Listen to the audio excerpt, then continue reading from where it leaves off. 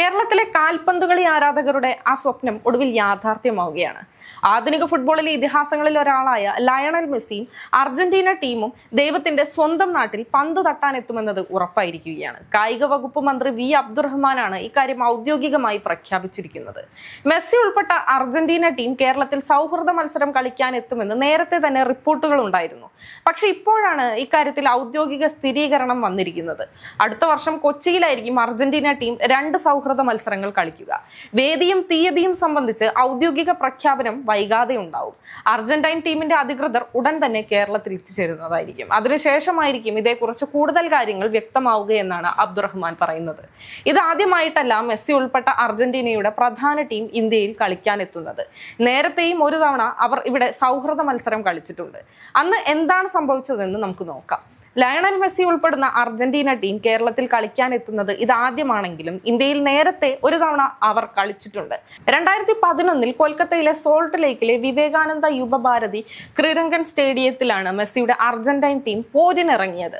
Latin അമേരിക്കയിൽ നിന്ന് തന്നെയുള്ള മറ്റൊരു ടീമായ വെനസ്വേലയായിരുന്നു സൗഹൃദ മത്സരത്തിൽ അവരുടെ എതിരാളികൾ. 75,000-ഓളം കാണികളെ സാക്ഷി നിർത്തിയാണ് മെസ്സിയും ഏഞ്ചൽ ഡി മരിയയും ഗോൺസാലോ ഹിഗ്വൈനും ഉൾപ്പെടുന്ന അർജന്റീനയുടെ സൂപ്പർ ടീം വെനസ്വേലയുമായി കൊമ്പുകോർത്തത്. ആവേശകരമായ പോരാട്ടത്തിൽ അർജന്റീന ടീം 1-0 ജയിച്ചു കയറുകയും ചെയ്തു. കൊൽക്കത്തയിലെ സോൾട്ട് ലേക്ക് സ്റ്റേഡിയത്തിലേക്ക് ഒഴുകിയെത്തിയ ഫുട്ബോൾ പ്രേമികളുടെ മനം നിറയ്ക്കുന്ന പ്രകടനമാണ് വെനസ്വേലയ്ക്കെതിരെ അർജന്റീനയുടെ സൂപ്പർ ടീം പുറത്തെടുത്തത്. വെനസ്വേലയെ സമ്മർദ്ദത്തിലാക്കി ആക്രമണങ്ങളുടെ വേലിയേറ്റം തീർക്കാൻ ലയണൽ മെസ്സിക്കും സംഘത്തിനുമായിരുന്നു.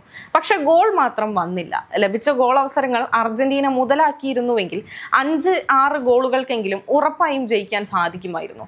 ഗോൾ രഹിത സമനിലയിലേക്ക് നീങ്ങുമെന്ന് ഭയപ്പെട്ട മത്സരത്തിൽ ഒടുവിൽ സമനില പൂട്ട് പൊട്ടിച്ചത് അർജന്റൈൻ ഡിഫൻഡർ നിക്കോളാസ് ഓട്ടോമെന്റി ആയിരുന്നു. 70-ാം മിനിറ്റിൽ മെസ്സിയുടെ കോർണർ കിക്ക് മിന്നുന്ന ഹെഡറിലൂടെ ഓട്ടോമെന്റി ലക്ഷ്യത്തിലെത്തിക്കുകയായിരുന്നു. ഇതോടെ അതുവരെ ആകാംക്ഷയുടെ മുൾമുനയിൽ നിന്ന് കാണികൾ ആവേശത്താൽ പൊട്ടിത്തെറിക്കുകയും ചെയ്തു. 2014 ഒരു അഭിമുഖത്തിൽ ഇന്ത്യയിൽ തനിക്കും അർജന്റീന ടീമിനും ലഭിച്ച പിന്തുണയെയും സ്നേഹത്തെയും കുറിച്ച് മെസ്സി തുറന്നു പറയുകയും ചെയ്തിരുന്നു. അവസാനമായി ഞാൻ ഇന്ത്യയിൽ കളിച്ചപ്പോൾ ഈ രാജ്യം കാണിച്ച ഊഷ്മളതയും അഭിനിവേശവും കാരണം ഞാൻ മതിമറന്നു. ഒരിക്കലും മറക്കാനാവാത്ത ഓർമ്മകളാണ് എനിക്ക് ഇവിടെയുള്ളത്.